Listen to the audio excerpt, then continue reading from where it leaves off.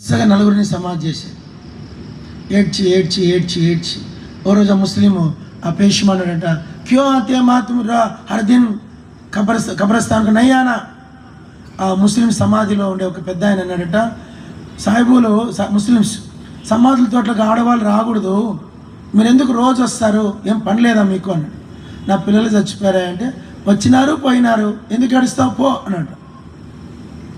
అప్పటికి నలుగురు పిల్లలు ఏడ్చి ఏడ్చి అప్పటికి 5 ఏళ్ళు తిరిగిందండి సమాధుల చుట్టూ. 5 ఏళ్ళ తర్వాత ఇంకా ఆమె నిరాశకి వెళ్ళిపోయింది. వెళ్ళిపోయి ఎప్పుడు ఒక మాట అనేదంట, ఏమనేదంటే దేవుడు లేడు, ఏం లేదు, ఖుదా నహీ హై, ఖుదా నహీ హై, ఖుదా నహీ హై, ఖుదా హై తో ముझे कैसा ऐसा क्यों करना है, దేవుడు లేడు, ఉంటే నాకు ఎందుకు ఇలా చేస్తాడు అని ఎప్పుడు ఆ మాట అనేదంట. ఏడ్చి ఏడ్చి ఏడ్చి 5 ఏళ్ళు మళ్ళీ పిల్లలు పుట్టలేదు మా అమ్మకు.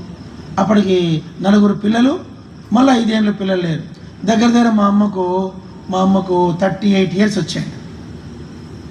38 ఇయర్స్ వచ్చాక పిల్లలు పుట్టరని బోర్డు పెట్టేశారు మా అమ్మకు.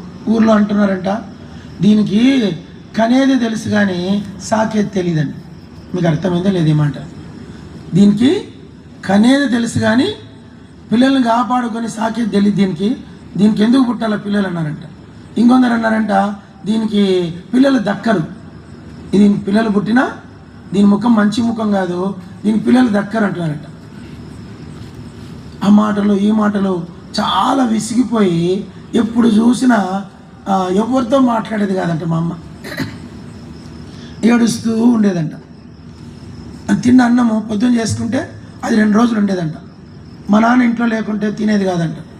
అట్లా ఒక విధంగా సైకలాజికల్గా డిస్టర్బ్ అయిపోయి ఇంకా దేవుడు అంటే లేడని నమాజ్ మానేసింది, ఖురాన్ చదవడం మానేసింది, రకరకాలుగా ఉండిందంట. అట్లయితే 1966లో మరలా దేవుడు పిల్లలందరూ చనిపోయిన 5 ఏళ్ళ తర్వాత 38 ఇయర్స్కి మళ్ళీ కన్సీవ్ అయింది.